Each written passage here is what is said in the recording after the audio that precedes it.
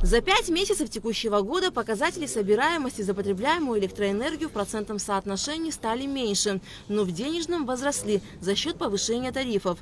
В целом потребление электроэнергии, по словам генерального директора Черноморэнерго Тимура Джинджоля, сократилось на 220-230 миллионов киловатт-часов.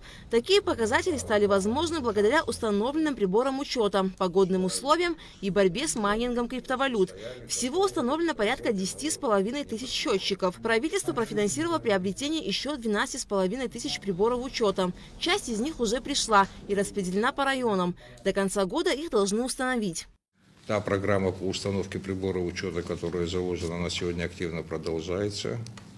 Параллельно с этим мы приобрели и приобретаем уже на свои средства большое количество приборов учета для того, чтобы оснастить ими предприятия и дома отдыха, гостиницы. Начали с города Гагры.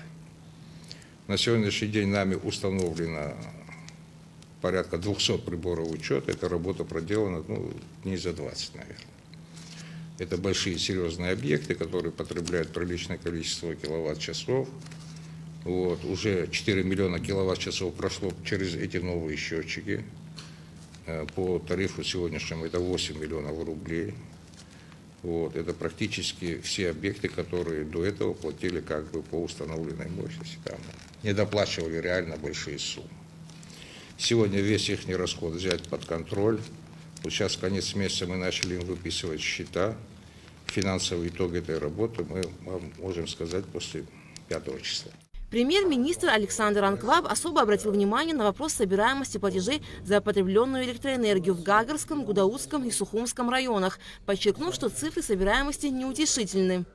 Почему на объектах, которые зарабатывают деньги, нет учета потребленной электроэнергии? Об этом же нам надо говорить. В Гагарском районе должны быть другие цифры, в Гудаутском районе должны быть другие цифры, в столице должны быть другие цифры. Собираемость платежей за электроэнергию в Гагарском районе с января по май текущего года составляет 31,5%. В РЭС 81 сотрудник. Это контролеры, инспектора, сотрудники сбыта. По словам начальника Гагарского филиала Черноморэнерго Аслана Айба, ощущается нехватка кадров. По его мнению, увеличение тарифа на электроэнергию тоже отразилось на платежах и собираемости. Гагарская РЭС. Итоги 2012 года. 10 тысяч абонентов, процент оплаты 64,9. Тариф был другой, ты говоришь, тариф повысился, хуже стало. Тариф, когда был 50 на 50, в городе сами что-то ремонтировали, заинтересованы были. А сейчас, кроме у нас, я жаловаться сюда не пришел. За эти 2 года зарплату и ГСМ я больше ничего не получал, Александр Золотницкий. От кого? От Черноморэнерго сбыт вообще не контролировали. Мы сбыт Черноморэнерго никакое отношение мы к сбыту не имели. Сегодня сбыт находится в прямом подчинении у Аслана. Более того, с нами оговорен с ним тот процент от собираемости, который будет оставаться в самом РЭСе, которая будет идти на их содержание, зарплату, на их нужды. Так. И это поможет? Я думаю, что это активизирует, заинтересует сотрудников РЭСа для более плодотворной работы. Присутствовавший на совещании депутат парламента, председатель комитета по бюджету, кредитным организациям, налогам и финансам Беслан Халваш поинтересовался, почему коммерческим структурам приборы учета должны покупать из бюджета. Почему хозяйствующие субъекты, гостиницы, дома отдыха, производства, рестораны, где люди зарабатывают, я понимаю, по физическим лицам могут существовать проблемы, но по юридическим лицам почему такая картина должна складываться? И почему приборы учета, они не должны, почему для нас должно быть новостью, люди вводят в эксплуатацию гостиницы, они имеют свет, кто их подключал? Кто тех условия давал, кто их подключал? Не мы с вами. Почему они не платили? Почему долги есть? Без разрешения. Без разрешения, без ничего. Как эти люди подключились, без тех условий, без ничего подключились, а мы сейчас тех условий задним числом это надо будет делать. Кто это допустил и кто за это несет ответственность? Коммерческие предприятия должны сами покупать, устанавливать. И Это в законе отражено? в законе это в положении отражено, насколько я знаю. В положении. Вот. Но проблема в том, что любое предписание, которое мы сегодня выписываем нашему товарищу, придя к нему на объект, он будет его выполнять годами. Отключать? Отключаем. А какой дальше механизм наказания есть? Куда мы это должны передать? Все исковые заявления есть, вы договоры заключаете. Мы эти приборы учета приобретаем не из бюджетных средств, из своих средств приобретаем. Мы никак это не путаем, потому что мы знаем, что бюджетные средства направлены определенно под определенных потребителей и абонентов.